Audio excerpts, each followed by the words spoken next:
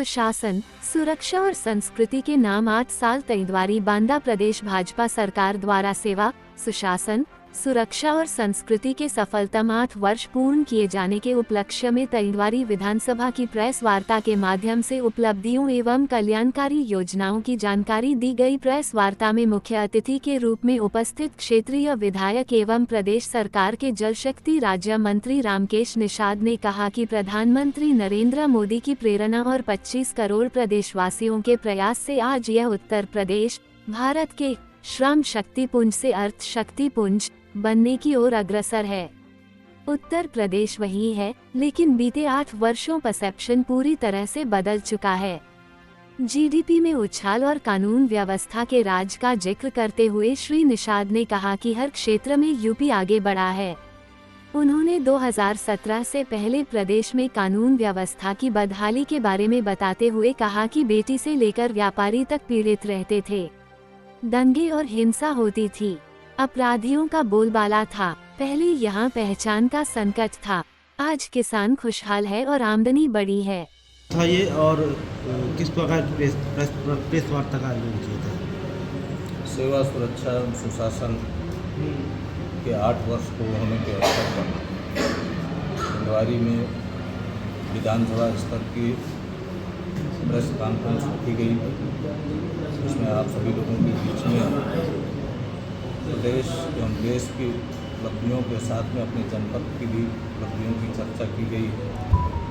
निश्चित रूप से आप सभी लोगों के बीच में उन विषयों को भी साझा किया गया है जो कभी भय और भ्रष्टाचार की भेंट चढ़ा करते थे। आज प्रदेश आर्थिक उन्नयन के साथ में हर क्षेत्र में विकास कार्य में आगे बढ़ रहा है। मंत्री जी, जो आपने उद्बोधन में बताया कि हम सांस्कृतिक क्षेत्र में अपने पुराने महापुरुषों के बारे में धरोहरों को जो है सजोने का काम कर रहे हैं, उनके विकास पे काम कर रहे हैं। एक विपक्ष के रामजी सुमन हैं, सपा के सांसद हैं, उन्होंने हमारे जो महापुरुष हैं क्षत्रिय समाज के हैं राणा सांगा के बारे में अभद्र टिप्पणियां और वक्तव्य दिए हैं, उसमें आपका क्या कहना है? ये उनका विपक्ष का एक तय एजेंडा है कि जो हमारे महापुरुष हैं उन पर ऐसी अभद्र टिप्पणी करके समाज में ऐसा वातावरण पैदा करने का कार्य करते हैं जिससे लोग तनाव में जिए। ऐसे लोगों को समाज कभी माफ़ नहीं करेगा। और कुमार विश्वास जी ने महाराणा सांगा जी के लिए कुछ चंद लाइनें भी अपनी लिखी। जुगनू की कुछ औलादों ने सूरज पर प्रश्न उठाए हैं, शेरों की मादों के आगे कुछ ग्राम सिंह चिल्लाए हैं। मेवाड़ वंशकुल कीर्ति कोश जिनके होने से दीप्ति है, उन राणा सांगा के घावों पर कुछ भुनगे मड़राए हैं। उनसे कह दो अब देश शौर्य की मुट्ठी खूब तानता है, उनसे कह दो ये देश महाराणा की ज्योति जानता है।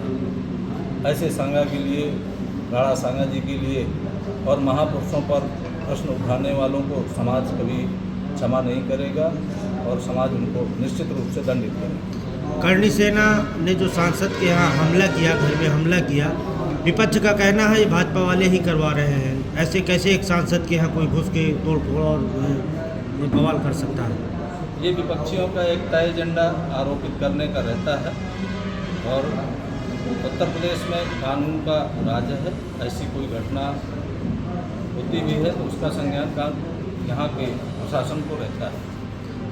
इस मामले में दलित वर्ग, दलित नेता सब एक होकर सामने आ गए। पल्लवी पटेल ने लखनऊ में प्रदर्शन किया, गिरफ्तारी हुई।